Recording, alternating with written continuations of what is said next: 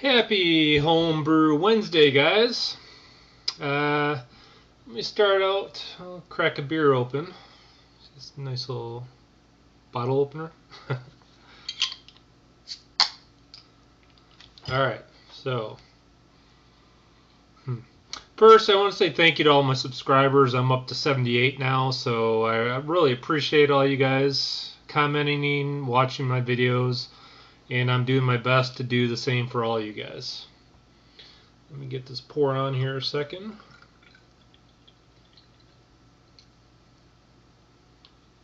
Okay. So, this is my sjporr. Carbonation still so-so. You know, this has been bottled for a long time now. It's a question on the taste. The taste I didn't like at all when I first sampled it. It was a little bit better last week, so here I am trying it again.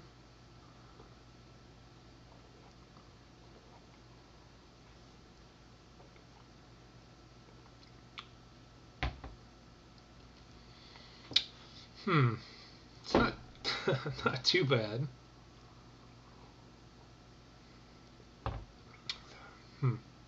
It's still got a little twang to it. Maybe it's still that brown sugar. It's still priming the beer. We'll see.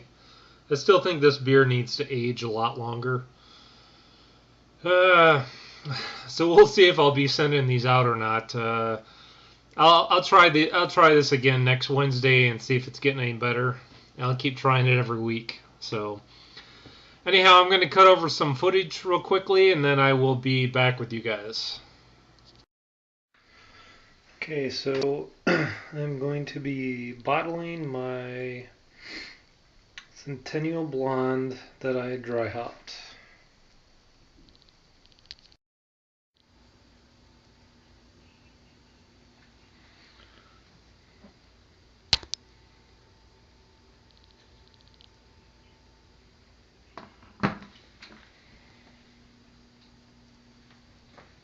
Okay, my Centennial Blonde that I dry hopped is bottled now. Basically, you're looking at 18 12 ounces, 3 1 liters, a half gallon, and then a gallon container. So I probably could have gotten a little bit more out, but as you can see from my carboy, I mean, there was just tons of hop debris in there. And then if you look in the bottling bucket, I don't know how well you can see that, but there was quite a bit that got in there too. So I just decided to leave that in there and not bother bottling the rest of that mess. So nonetheless, that's pretty good. I mean, that's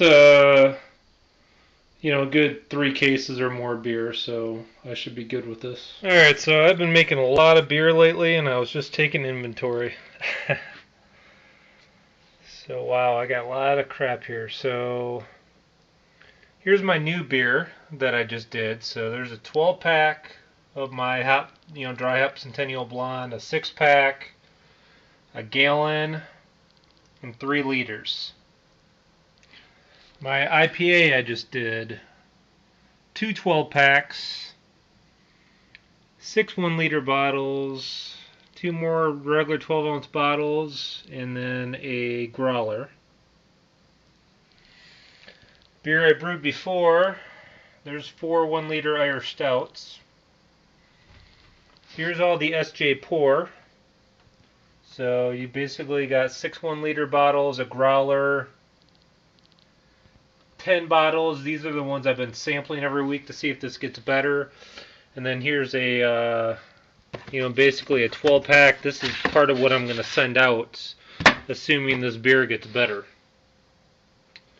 And then here are some beers I did a while back. These are some of my first all grain and partial grain. So there's, let's see, 4 Irish Reds, 3 oatmeal stouts, and then another Irish stout left. So just thought I'd show you guys the haul I have. I mean, this is another reason why I need to get into kegging. I just have crap loads and crap loads of beer. It's not a bad thing, but it just takes up a lot of space. So I was just going to reorganize everything and just thought I would do a real quick picture of all this for you guys. Alright, I know I haven't done a garden update for you guys in a while. It's awfully sunny out, so it's hard for me to see a lot of this stuff, but basically I told you guys a while back that the frost just did wonders to my garden. So you can see my peppers still aren't growing, they're pretty much dead. Strawberry plants are still hanging in there. Now my tomato plants definitely died, but it looks like new ones are sprouting through. So hopefully that turns out okay. And then the rhubarb seems like it's just fine. Hopefully we'll get some of that this year. Now here's my hops. My hops seem like they're doing just fine. So this is my Cascade. You can see how high this thing's climbing. You know, just a few weeks ago it was probably down to here, so my Cascade is really taken off. And then my Centennial, I need to get this thing strung because my Centennial is starting to get up pretty high. You can see there's a lot of crap in here I need to pull out too, but there's my hops though. So far so good on these. Like I said, I'll definitely be stringing up this other one. And these seem like they're doing a real good job. And one more real quick update is I'm doing some jalapenos in a pot. So you can see I'm already getting growth on these guys. So I'm probably going to use these when I make my make some more pickles and stuff later this summer. I'll probably throw some of these in the jar with them. Alright, one more update I have for you guys. I'd mentioned this before, but I finally drilled a hole in my kegel. Got my valve installed. And then you can see on this side I've got my dip tube installed now. I don't know how easy that is to see. Maybe I can turn this into a little more light. Got my dip tube installed, and then the bottom, and then there's a stand under it. I'll show that to you guys quickly. Let me, man, this is easy with lights. Anyhow, so I can basically take the dip tube out. Let me just do it like this. Reach in here, fold up this stand. Basically, alright. It's a pain in the butt to do one-handed, so I'll just leave it like that. But you can see there's a stand on the bottom there. What this is for, this just adds in extra filtration that the dip tube goes into. And then over that goes this false bottom that adds in even more filtration.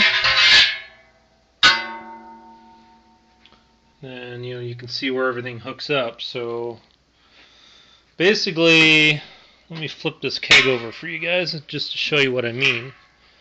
So basically what happens is the stand goes in the bottom like that, and then this goes over the top of the stand. Yeah, dip tube's caught now. Hold on a second. Alright, there. So this goes over the stand, and then the dip tube goes in it. So this will act as a filtration for hops and everything. And then the stand underneath it acts as a secondary filtration for everything. So the problem I was having in my previous boiled kettle is, the hops would just clog the bazooka screen like crazy. So, and I really would like to not use bags if possible. So my next brew I'm going to try this one, and like I said, this should filter out a bunch, and whatever it doesn't filter, the stand underneath it should filter because it's a little bit finer. And so hopefully I'll get a lot better results out of this one than my last one. Alright, sorry about all that noise with my kegel. You know, metal against metal just makes a lot of noise. You know, this beer does have pretty good lacing to it, but I don't know. Jury's still out on that one. Anyhow, those were all my updates. As I showed you, my garden is half and half. The hops look like they're doing great. So my jalapeno plant's doing great. The rhubarb's doing great. The strawberries are kind of slow. The tomatoes look like they may be coming back, so I'll keep you guys updated on that. And the bell peppers and cucumbers seem like they're done, so I may have to replant those. Oh, what else? Oh, I did order. I have ordered a sight glass and thermometer for my kegel, so I'm supposed to get that, I believe, this Friday. So I'm going to get maybe this weekend. That'll be a good project for me to work on, get that installed. Because I don't want to brew any more beer until I have that up and running. And as I showed you guys in my video, I have so much beer right now, it's ridiculous. In fact, I have my smash beer going right now, and it's been fermenting for 6 days. I'll probably take a reading on it tomorrow. And that may be ready. I don't think I'm going to dry hop that one, so that may be ready for bottling in the next few days. And good Lord, I don't know what I'm going to do about that one yet. So, other than that, I also have a red wine kit coming this week, so I'm going to be making some red wine for my wife. I have never made red wine yet. I've made 2 batches of white wine, and they both came out fantastic. So I look forward to making the red wine and letting that age for a while. Now, my next beer, I'm almost out of my oatmeal stout. I'm almost out of my Irish stout. So I'm thinking my next beer is going to be a double oatmeal chocolate stout. Or double chocolate oatmeal stout, probably be better to say it. I've been working on the recipe for that a little bit, and I don't know when I'm going to do it yet. It may be a couple weeks from now. I've got tons and tons of beer, and I've been making a lot of beer lately, so I may just take a small break, get the red wine going, and then maybe in a couple weeks I'll buy the grains for it, because I still have a ton of two-row. I already have the oats. I still have the hops for it, and I still have a jar of washed Irish yeast. So I really just need the roasted barley, the chocolate malt, the Vienna malt, all the little specialty ones. It's probably not going to cost me a lot. I need to make a trip to the local homebrew store to pick that stuff up. So other than that, I'm not going to ramble on too much longer. So happy Homebrew Wednesday. I'll be watching all your videos tonight, and you guys have a good week. Cheers.